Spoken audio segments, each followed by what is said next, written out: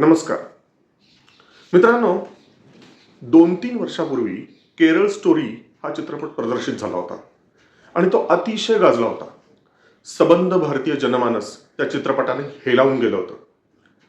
तो चित्रपट पाहून अनेकांच्या डोळ्यावरची झापडं दूर झाली, तरी काही लोकांना मात्र हा चित्रपट पटलेला नव्हता आणि ते त्या चित्रपटाला प्रोपगंडा मूव्ही किंवा प्रचारकी चित्रपट असं म्हणत हिणवत राहिले होते.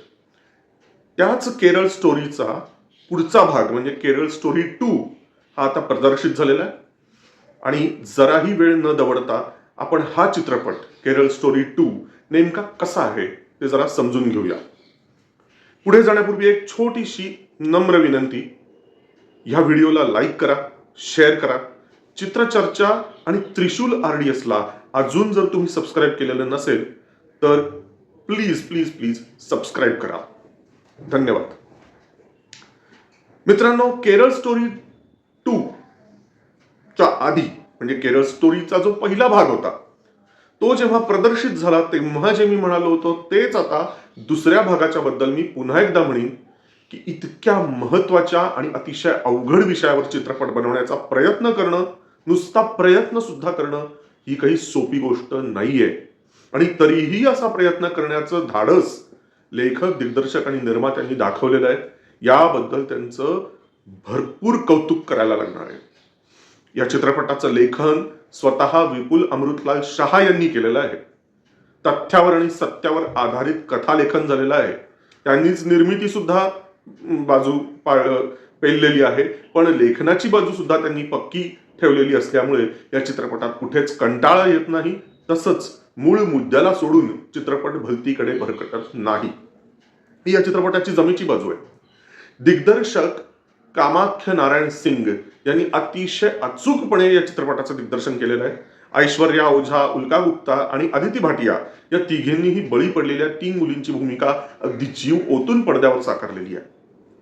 त्याच पद्धतीने अन्य कलाकारांनी सुद्धा त्यांच्या वाट्याला आलेल्या भूमिका ज्या आहेत त्यांचं अक्षरशः सोनं केलेलं आहे. त्या भूमिका त्यांनी अक्षरशः जिवंत केल्या आहेत. चित्रपटात 1-2 गाणी जेव्हा येतात तेव्हा खरं तर रसभंग होतोय का काय असं जरी वाटलं तरी कथेच्या दृष्टीने ती गाणी दाखवणं आवश्यक होतं. तुम्ही चित्रपट बघाल तेव्हा तुम्हाला कळेल की वरपांगी जरी ती चित्रपटात टिपिकल हिंदी चित्रपटाची गाणी जरी वाटली तरी गाण्यांच्या मागचा पुढचा जो संदर्भ जर तुम्ही लक्षात घेतला तर ती गाणी या चित्रपटात का आवश्यक होती ते तुम्हाला लक्षात येईल. पार्श्वसंगीत उत्तम झालेलं आहेच आणि मनोज मुंतशीर यांची चित्रपटाच्या सगळ्यात शेवटी असलेली जी कविता आहे ना ती खरोखर स्फुल्लिंग चेतवणारी आहे. अंगावर असे रोमांच आणणारी ती कविता झालेली आहे. केरळ स्टोरी 2 हा चित्रपट लव्ह जिहाद सारख्या संवेदनशील विषयावर आहे. मांडणी अंगावर येणारी आहेच, पण म्हणून वयात येणाऱ्या आपल्या मुलामुलींना हा चित्रपट दाखवायचाच नाही, आम्हाला फार त्रास होतो, वाईट वाटतं असलं काहीतरी पडद्यावर बघायला, असलं काहीतरी करू नका. हा चित्रपट आपल्या सर्व हिंदू समाजाच्या डोळ्यात झणझणीत अंजन घालणारा आहे. त्यामुळे झोपलेल्यांना जाग करण्यासाठी हा चित्रपट दाखवायलाच हवा.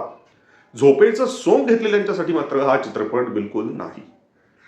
तुम्ही जर एक मुलगी असाल, तुम्ही जर एक बाप असाल, तुम्ही जर एक आई असाल, एक भाऊ असाल, आजी आजोबा असाल, काका काकी असाल, मामा मामी असाल, मावशी आत्या, अशा कुठल्याही नात्याचे जर तुम्ही असाल आणि मुख्य म्हणजे जर तुम्ही हिंदू असाल, या भारत देशावर आपल्या धर्मावर प्रेम करणारे असाल तर हा चित्रपट तुम्ही नक्की पाहाल.